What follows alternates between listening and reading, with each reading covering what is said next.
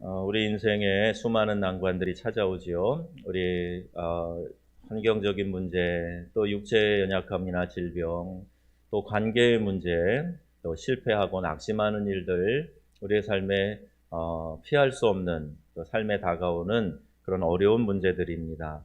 이것을 하나의 인생의 장벽이라고 이야기해 볼 때, 이 장벽을 넘어서는 믿음이 있어야 이것을 넘어서고, 그리고 하나님 주시는 그 은혜의 보고를 우리가 마음껏 누리게 될 텐데, 그만 이 장벽 앞에서 주저앉고 돌아서고, 그리고 이 장벽으로 인해서 이제 다시는 새로운 도전을 하지 못하는 이제 그런 안타까운 모습들도 종종 보게 됩니다. 우리가 누구를 의지하며 살아가는가에 따라서 어려움의 장벽을 대처하는 방법도 달라지게 되지요. 성도로서 낙심하지 않고 모든 난관을 극복하고 또 장벽을 무너뜨릴 수 있는 비결이 무엇인가? 이것 오늘 말씀을 통해서 살펴보고, 올해가 가기 전에 여러분 안에 여러분 삶 가운데 들여져 있는 이 모든 장벽들이 무너지고 올해가 가기 전에 여러분 승리의 귀한 축복을 경험하시기를 우리 주님의 이름으로 축원합니다. 그 첫 번째 말씀은 사무엘상 17장 45절에 있는 말씀인데, 장벽을 무너뜨리는 비결 첫 번째가 하나님의 이름으로, 다시 한번 하나님의 이름으로 우리가 이 장벽을 무너뜨릴 수 있습니다. 다윗이 아버지 이새의 심부름으로 전쟁터에 가지요. 형들을 만나러 갑니다. 단순히 이 형들을 좀 격려하기 위해서, 또 그 지휘관들에게 수고한다고 고맙다고 인사하기 위해서 먹을 것을 싸들고 이제 전쟁터로 가는 거예요. 이스라엘과 블레셋의 군대가 대치하고 있는 상황에서 그 당시 고대 전쟁의 모습처럼 전형적인 모습이죠. 대장이 나와서 이제 한번 맞짱을 뜨는 거예요. 골리앗 그 거인 장수가 큰 소리로 외치니까 이 울림통이 큰 사람이 큰 소리로, 그 기골이 장대한 사람이 나와서 외치니까 아무도 나가서 싸우지를 못하는 겁니다. 두려워 그들이 바위 뒤에 숨어 있는 그런 상황이었어요. 이스라엘의 온 군대가 두려움 가운데 사로잡혀 있습니다. 여러분, 어떤 상황에서도 우리가 용기가 있으면 그 일에 한번 맞붙어 볼 텐데, 그리고 결과는 모르는 거예요. 그런데 두려움에 휩싸여져 있으면은 어떤 것도 우리가 손을 댈 수가 없고, 그저 이렇게 의기소침해서 낙심하고 툴툴거리고 그런 인생을 살게 되는 거죠. 그 이스라엘 군대가 지금 그런 상황에 빠져 있습니다. 그래서 다윗이 전쟁터에 나가서 그 블레셋 장군의 모욕적인 말을 들은 거예요. 이 할례 없는 백성이, 할례 없는 블레셋 사람들이 언약의 백성인 우리 이스라엘 군대를 이렇게 모욕을 할 수가 있는가? 이 다윗이 이 이야기를 들을 때 마치 피가 거꾸로 도는 것 같은 그런 느낌을 받은 거죠. 26절에 이렇게 얘기합니다. 이 할례 없는 블레셋 사람이 누구간데 사시는 하나님의 군대를 모욕하겠느냐? 이게 다윗의 마음에 아주 막 피가 거꾸로 도는 것 같은 그 정의감이, 거룩한 분노가 일어났던 그 가장 중요한 원인이 뭐냐? 하나님의 군대를 모욕했다는 거예요. 살아 계시는 하나님의 군대를 모욕했다. 이 마음 가운데 거룩한 분노가 일어나게 됩니다. 여러분, 우리가 진리 아닌 것에 대해서는 거룩한 분노가 일어나야 살아있는 영성이에요. 모든 것이 그냥 다 인내하며 아무 말도 안 하고 그냥 숙맥으로 살아가는 것, 그게 거룩한 영성이 아니라 하나님의 뜻에 부합되지 않는 것에 대해서는 내 안에 거룩한 분노가 일어나서 아니요 라고 말할 수 있고, 또 거기에 저항할 수 있는, 마치 살아있는 물고기가 물을 거꾸로 헤엄쳐 올라가는 것처럼 그런 영성이 살아있는 영성인데, 다윗 어린 소년이었지만 그런 마음, 그런 영성을 가지고 있었던 거예요. 그래서 자기가 나가서 싸우겠다 하니까 장형 엘리압이 말리고 더 심하게 꾸짖습니다. 여러분, 신앙의 열심을 품은 자는요, 시기하는 사람들이 있기 마련이에요. 내가 열심히 무엇인가를 감당하려고 하고 나서고 있을 때, 그때 하나님의 사람을 미워하고 시기하는 사람들이 반드시 있습니다. 다윗은 지금 만용을 부리는 게 아니죠. 삶의 경험을 통해서 하나님을 신뢰하고 있어요. 여호와께서 나를 사자와 곰의 발톱에서 건져내셨은즉 같이 나를 이 블레셋 사람의 손에서도 건져 내시리이다. 아멘. 하나님이 나와 이렇게 함께 하셨기 때문에 하나님을 신뢰하고 나아갈 텐데 이 블레셋 사람의 손에서도 나를 건져내실 것입니다. 이렇게 주변 사람들을 설득을 하는 거예요. 자기의 형과 군대의 지휘관들에게 하나님이 나를 이렇게 도와주셨습니다. 이렇게 함께 해주셨습니다. 그러니 저 블레셋 사람의 손에서도 건져내실 것입니다. 이게 믿음의 고백이 아닙니까? 여러분, 내가 이렇게 살았어요. 내가 이렇게 똑똑해요. 훌륭해요. 그게 아니라 하나님이 나와 함께 하셔서 그 모든 어려운 순간에도 도와주셨는데 지금도 함께 해 주실 줄로 믿습니다. 이 고백 아니겠어요? 그리고 나와서 그 믿음대로 그가 이렇게 고백합니다. 45절에서 47절까지 말씀인데요. 우리가 한번 또박또박 읽어보겠습니다. 시작. 너는 칼과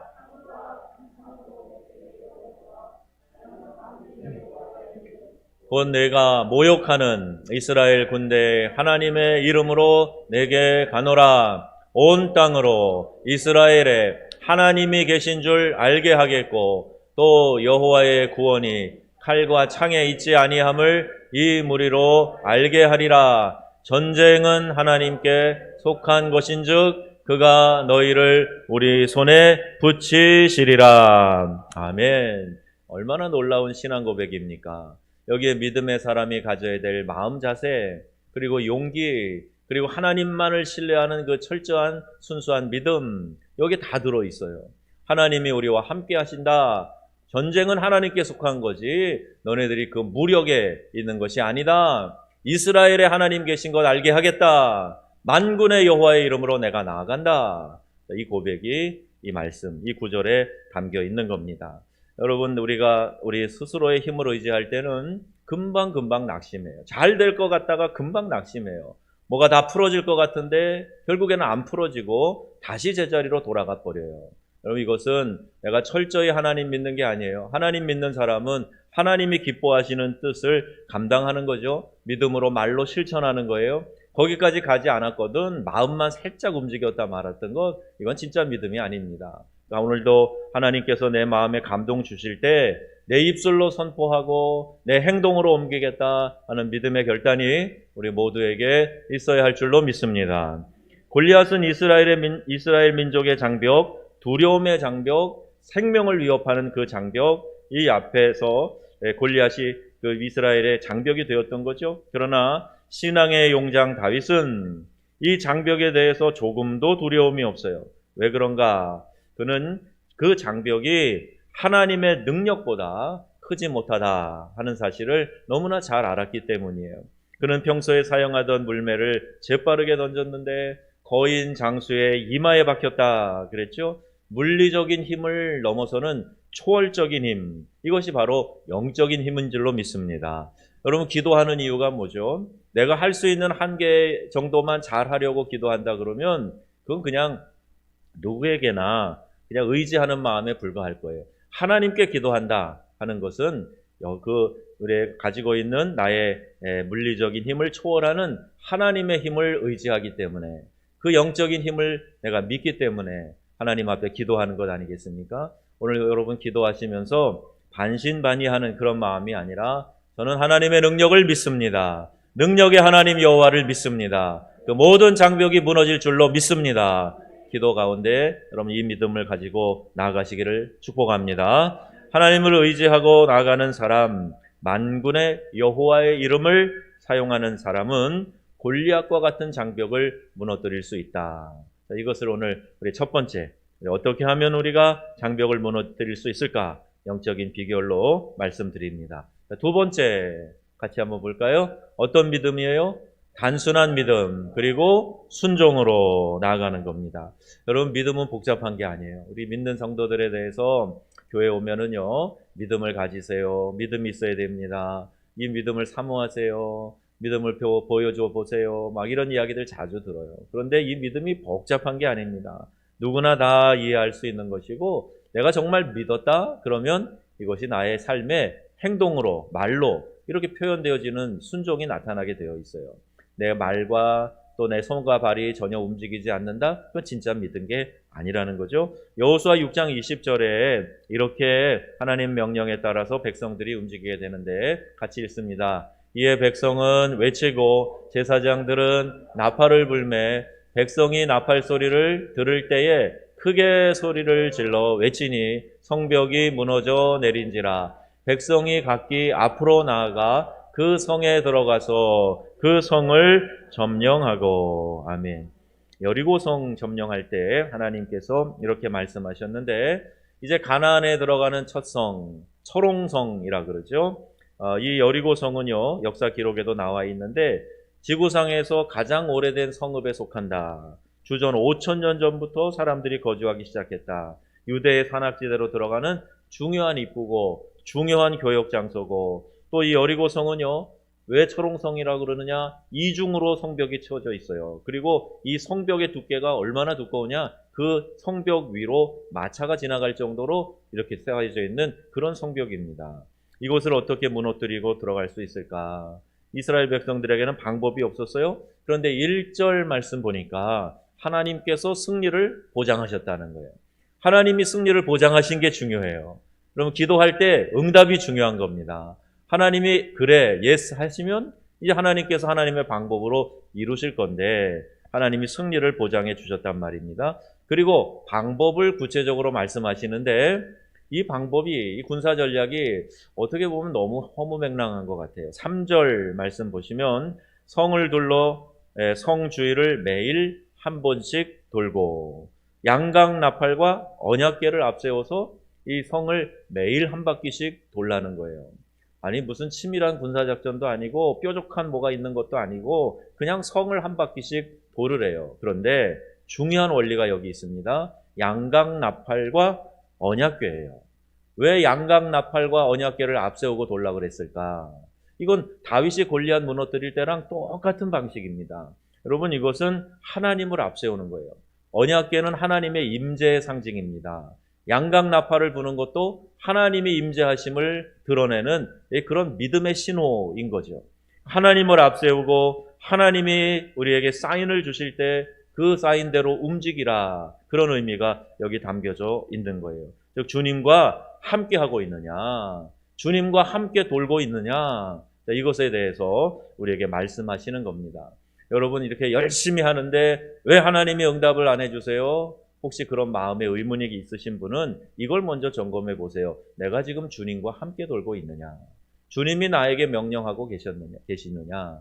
주님이 지금 나의 신앙 행동과 내 삶 가운데 지금 임재해 계시느냐? 주님이 지금 나에게 나팔을 불어주시고 함께 해주시고 또 임재해 주시고 동행해 주고 계시느냐? 이걸 점검해야 됩니다. 이게 우선순위인 거죠. 이렇게 한 바퀴씩 매일 돌고 마지막 날 7바퀴를 돌고 함성을 질러라. 상식적으로 이해가 안 되는 일이에요. 그런데 이스라엘 백성이 순종했어요.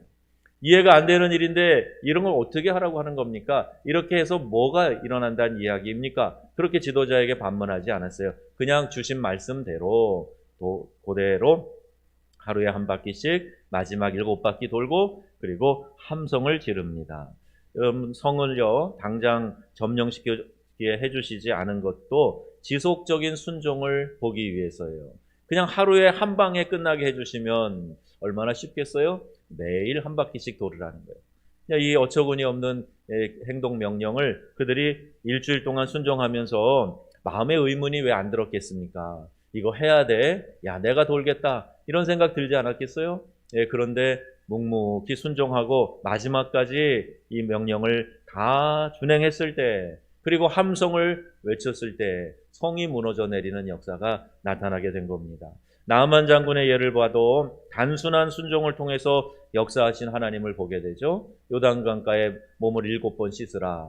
이게 뭐가 되겠어요? 그런데 처음에 나아만도 이해할 수 없으니까 화를 냈어요.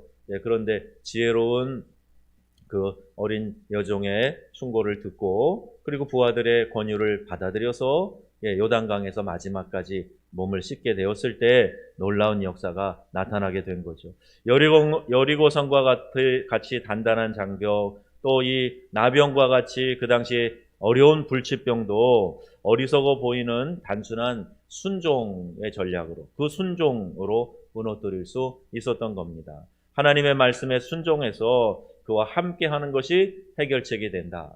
여러분 삶에 있는 모든 장벽이 주님 말씀하실 때 단순히 주님과 동행하는 삶 가운데 순종함으로 말미암아 장벽이 무너지는 역사가 일어나게 될 줄로 믿습니다. 그와 같은 역사가 나타나기를 주님의 이름으로 축복합니다. 누구에게나 어려운 장벽의 문제가 있을 거예요. 그런데 기도할 때 하나님 주시는 감동대로, 주신 말씀대로 제가 믿음으로 순종하겠습니다. 그리고 내가 셈하지 말고 이것저것 따지지 말고 단순한 마음으로 순종하게 될 때 이와 같은 역사가, 놀라운 역사가 일어나게 될 줄로 믿습니다. 세 번째, 장벽을 무너뜨리는 원리예요. 어떻게 하니까 장벽이 무너집니까? 기도와 찬양으로 장벽이 무너져요.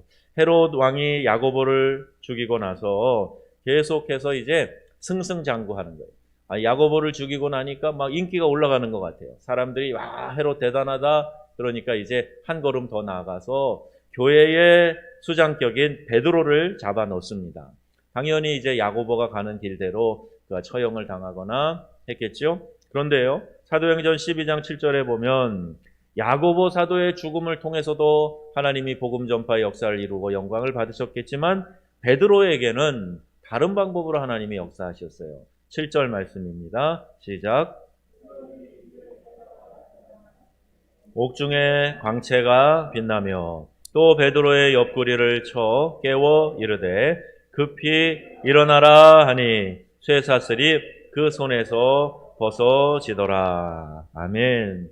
옥중에 주의 광채가 임하며 천사가 나타나서 베드로를 흔들어 깨우는 거예요. 그럴 때 그 손에서 쇠사슬이 벗어지더라. 이렇게 기록되어져 있어요. 이런 역사가 최근 중국 가정교회에서도 있어서 책을 통해서도 보고 그분의 간증을 듣기도 하고 그랬는데요. 하나님의 초월적인 역사, 우리를 보호하시고 인도하시는 역사가 지금도 우리의 삶의 현장에서 나타나서 차여져 있는 모든 착고가 풀어지고 쇠사슬이 풀어지는 역사가 일어나게 될 줄로 믿습니다. 5절 말씀이에요. 베드로는 갇혔고 교회는 그를 위해 간절히 기도했어요.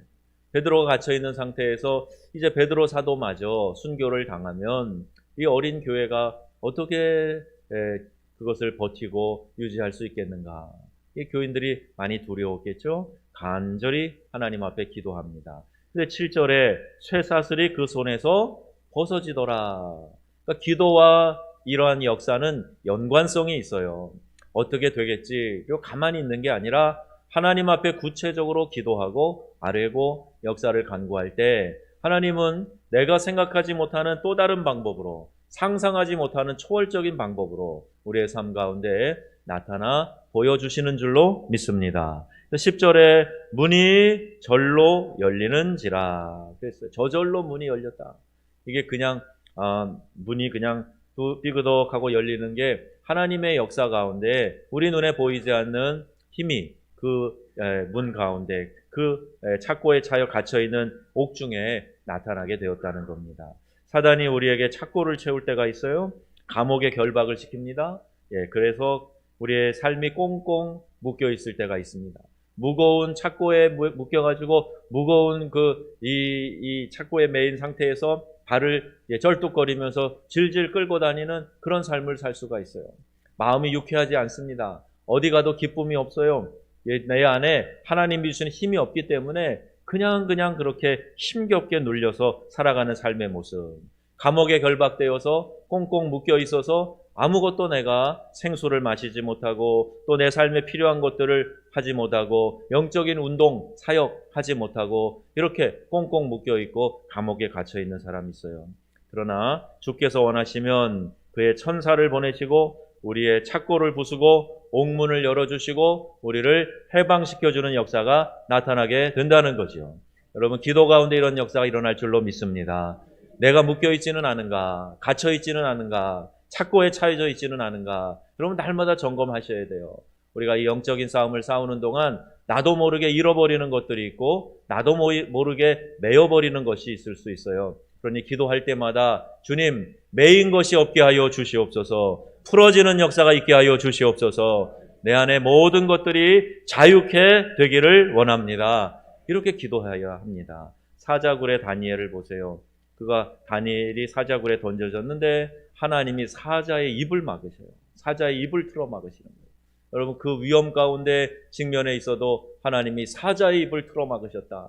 그러면 하나님이 사랑하시는 사람, 그 뜻대로 부르심을 입은 사람, 하나님의 마음에 합한 사람, 하나님 가만두십니까? 사자의 이 입 앞에 직면해 있어도 하나님께서 그 사자의 입을 틀어 막으시며 우리를 보호해 주실 줄 믿으시기를 바랍니다. 하나님의 신이 그의 사랑하시는 자녀 지켜주시는 것, 우리가 믿음으로 살아가는 거죠. 바울과 실라가 빌립보 감옥에 갇혔을 때 한밤중에 상처가 쓰리고 아팠지만 하나님 왜 이런 고난을 주시는지 이해하지 못했지만 기도하고 찬송했어요. 그래서 오늘 본문 5절에도 베드로를 위해 기도했다고 되어 있어요. 분명 본인도 이 심각한 상황에 기도했겠죠. 교회가 함께 기도했어요. 우리 중보기도 사역팀 급한 기도들 많이 드리는데 그때마다 하나님 도와주시고 응답해 주는 역사로 인하여 감사하고 감격합니다. 이게 우리가 해야 될 일이에요. 중보기도 팀만이 아니라 우리 목장에서, 가정에서, 교회 공동체 전체가 함께 기도하며 이렇게 성도들이 함께 위기에서 벗어나고 자유로운 삶을 살도록 중보하는 거예요. 결국 찬양과 기도는요, 사단에 의해 든든히 채워진 찾고 우리를 얽어매는 감옥에서 우리를 해방시켜 주시는 줄로 믿습니다. 여러분 앞에 당면한 문제가 무엇입니까? 여러분 앞에 어떤 장벽이 가로막혀 있습니까? 오늘 이 장벽을 무너뜨리는 원리를 잘 기억해 보세요. 하나님을 앞세우고 있는가? 내가 지금 믿음으로 행동하고 있는가? 그걸 한번 점검을 해보세요. 내가 기도와 찬양을 올려드리고 있는가? 그리고 하나님 내게 주시는 감동대로 단순한 믿음과 순종을 하나님 앞에서 하고 있는가? 그의 이름을 사용하면서 믿음으로 나아가고 있는가? 성경은 말씀합니다. 로마서 8장 28절 말씀, 우리가 알거니와 하나님을 사랑하는 자 곧 그의 뜻대로 부르심을 입은 자들에게는 모든 것이 합력하여 선을 이루느니라. 아멘. 이사야 41장 10절 말씀입니다. 두려워 말라, 내가 너와 함께함이라. 놀라지 말라, 나는 내 하나님이 됨이라. 내가 너를 굳세게 하리라. 참으로 너를 도와주리라. 참으로 나의 의로운 오른손으로 너를 붙들리라. 아멘. 여호수아 1장 9절 말씀도 있습니다. 내가 내게 명한 것이 아니냐. 마음을 강하게 하고 담대히 하라. 두려워 말며 놀라지 말라. 내가 어디로 가든지 내 하나님 나 여호와가 너와 함께 하느니라 하시니라. 아멘. 사랑하는 성도 여러분, 이 약속을 소유하시고 강하고 담대한 믿음으로 2021년도를 마무리하는 우리 복된 명성의 가족들 다 되시기를 주 예수님의 이름으로 축원합니다.